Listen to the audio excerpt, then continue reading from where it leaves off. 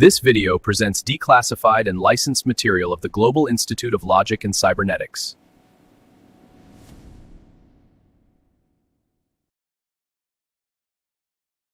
Good morning. What we're here to discuss today is a clear, precise, and executable protocol.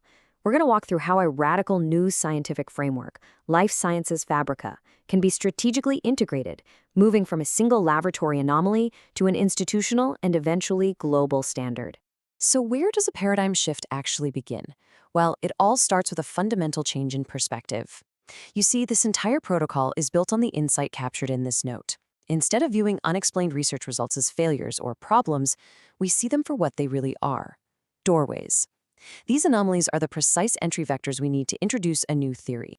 The objective of this briefing is simple: to present that structured, scientifically grounded protocol. We're going to outline exactly how we can take one of those scientific oddities and systematically transform it into a cornerstone of this institution's research efforts. We'll cover this in 5 distinct parts. Think of it as a seed to forest arc. We'll start by identifying the initial opportunity, detail the protocol for its insertion, trace its path from a pilot to a viable product, discuss institutional scaling, and finally, we'll look to the grandest possible horizon for this framework. So, let's start at the beginning: the anomaly and opportunity. This is all about precision targeting, finding that one perfect high-leverage point to introduce this new paradigm. We call that entry point a target node. You can think of it as a specific lab or project that's hit a wall. They have data, they have results, but those results consistently defy explanation by their existing models. That point of friction, that failure of the current paradigm, well, for us, that's not a dead end. That's the front door. And we're not just picking these at random. The ideal entry vectors have very specific characteristics. We're looking for persistent anomalies, the ones that just won't go away. We're looking at high-risk, high-impact domains where a breakthrough would be a game changer. And most importantly, we are targeting projects where the researchers themselves are seeking greater experimental control, because that is the precise capability LSF is engineered to provide. Okay, so we've identified our target node. Now, for the most critical part, the protocol for insertion. This isn't about persuasion, it's about demonstration. It's a method designed to ensure scientific rigor and, through that rigor, earn institutional acceptance. And here is the core mechanism. It's a clean 4-step process. First, we deeply analyze the anomaly to pinpoint exactly where and why the classical model fails. Second, we formulate a superior explanatory model based on the LSF framework. Third, and this is non-negotiable, we ground that model in measurable, falsifiable predictions. And fourth, we propose a minimal, non-disruptive joint experiment to validate that our model isn't just different, it's better. Now, this entire process is anchored by one unbreakable rule: the regrounding axiom. The language might seem dense, but the principle is incredibly simple. If you cannot measure it, it is not scientifically valid. Every concept, every higher-order construct we propose must be mapped directly to an observable empirical quantity. There is no room for hand-waving here. And the power of rigidly adhering to this axiom is immense.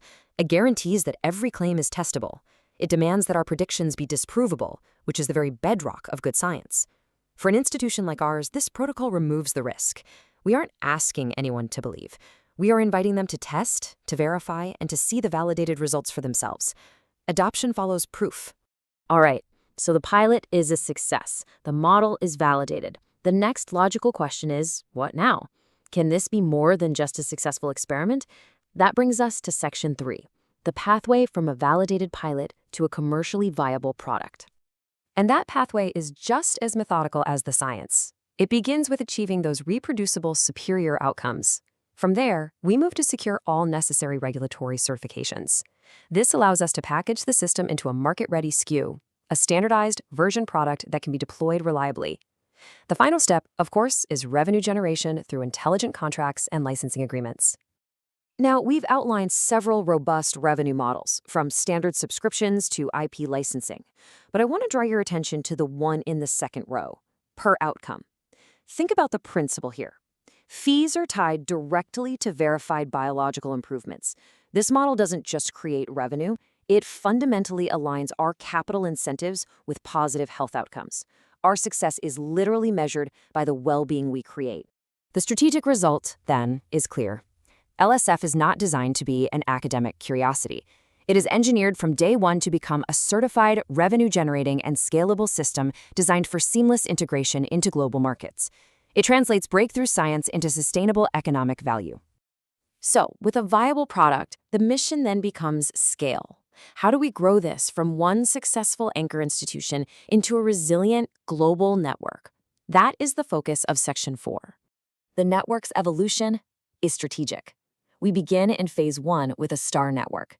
A single central anchor, like this institution, establishes credibility and defines the protocol. But the end state, Phase 3, is a federated network. This is a decentralized global research lattice of multiple interconnected anchor nodes. The system becomes far more resilient, and it begins to expand on its own. True scale also requires public partnership. To that end, we have a clear 4-phase protocol for governmental integration. We begin in an advisory capacity, aligning with national health and economic goals. From there, we launch a joint pilot in a specific region. Success leads to integration with national data and regulatory systems. The final phase is a full country-level rollout. And let's be very clear about the endgame here. This isn't about simply securing research grants. The ultimate goal is structural adoption, the point at which LSF is no longer a project, but is recognized and utilized as core national infrastructure for health and innovation.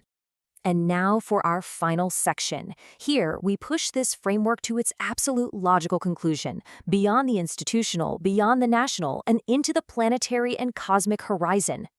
To even contemplate long-duration off-planet existence, we have to master this concept, the synthetic biosphere. This isn't science fiction, it's an engineering problem. It is a fully controlled artificial ecosystem with closed resource loops, designed for one purpose: self-sustainment in alien environments. The key engineering principle that underpins a synthetic biosphere is resource closure. It's a state where inputs and outputs are brought into near-perfect balance. Every bit of water, every atom of oxygen is recycled. In a resource-scarce environment like space, this isn't a luxury. It's the fundamental requirement for survival. And this brings us to the grand vision. LSF is ultimately not a framework for one lab or even one planet. It's conceived as a universal life optimization framework, a set of principles and tools designed to ensure biological viability, wherever it may be, and to support a stable interplanetary civilization. It all comes down to this core identity, a statement that encapsulates the entire ambition of the project.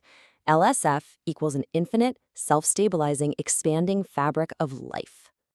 So, the protocol is defined. The pathway is clear, from a single research anomaly in one lab to a framework capable of supporting interplanetary systems. It's rigorous, it's scalable, and it's grounded in empirical science.